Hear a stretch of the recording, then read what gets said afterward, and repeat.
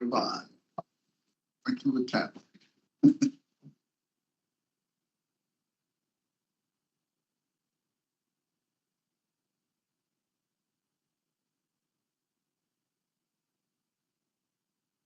Greetings, member of the State Board of Education. My name is Joseph Sokolovic. I am the Vice Chair of the Bridgeport Board of Education, and this is my son, Joe Monk.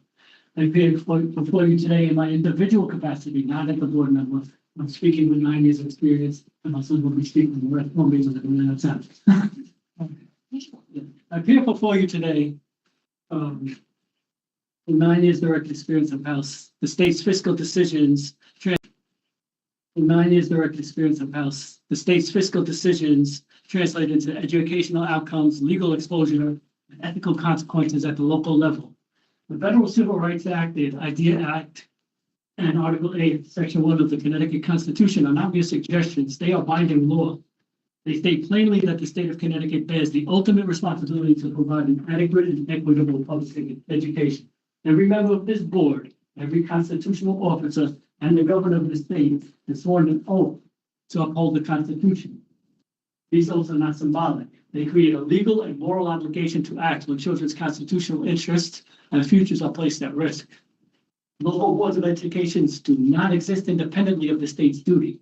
We are agents of the state charged with exercising our professional educational judgment, not as absorbing, distinguishing, or normalizing the consequences of state-level underfunding. Educational mandates are not optional. Special education services, multilingual learner programming, transportation, health and safety requirements, and civil rights protections are obligations under state and federal law. When funding is insufficient to meet these obligations, the failure is structural, and the responsibility of the governor and the legislator, not local boards of education.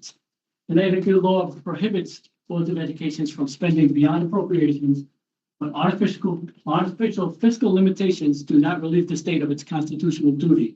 It does not compel board members to recommend, endorse, or implement actions they know will violate student rights or statutory mandates. But shortfalls do not suspend constitutional obligations. When the state mandates services but caps funding below the cost of compliance, it does not eliminate liability. It deflects it down onto local tax, property owner, board districts, and local boards of education. After over 8 years on the Board of Education, I have watched cuts framed as inevitable. Cuts characterized as responsibility and intervention offered as proof of action, all while the fiscal neglect of the state continues. This pattern does not resolve constitutional conflict. It manages temporarily, and it increasingly damages the future potential of our Black and brown children. My son Joe Vaughn will continue where I leave off. The words he reads are mine. Stated. State intervention in districts such as Hartford and Bridgeport have been presented as evidence that the state is fulfilling its obligation under Article 8, but intervention without adequate funding does not satisfy the Constitution. It should be obvious by now the issues these districts are facing are overwhelming the result of chronic underfunding. Taking away local control does not solve the problem.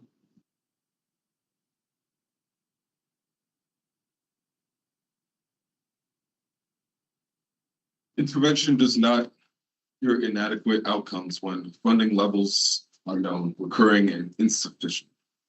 Once the state intervened, once it directed corrective action, supervises governance, it must be morally and legally acknowledged.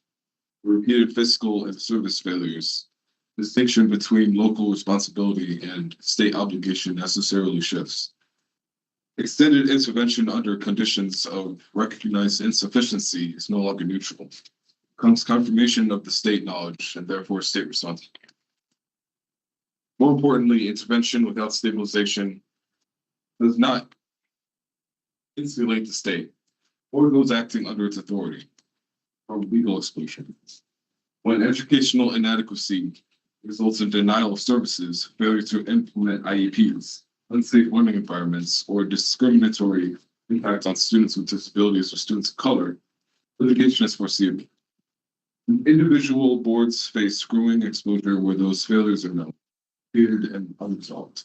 For that reason, I call upon boards of education across Connecticut to adopt formal resolutions on the public record, determining whether current appropriations are sufficient to meet constitutional and statutory obligations.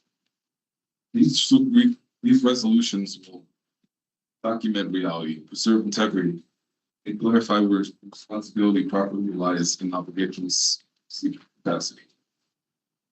The educational interests of the state and the requirements of the federal constitution cannot be carried forward.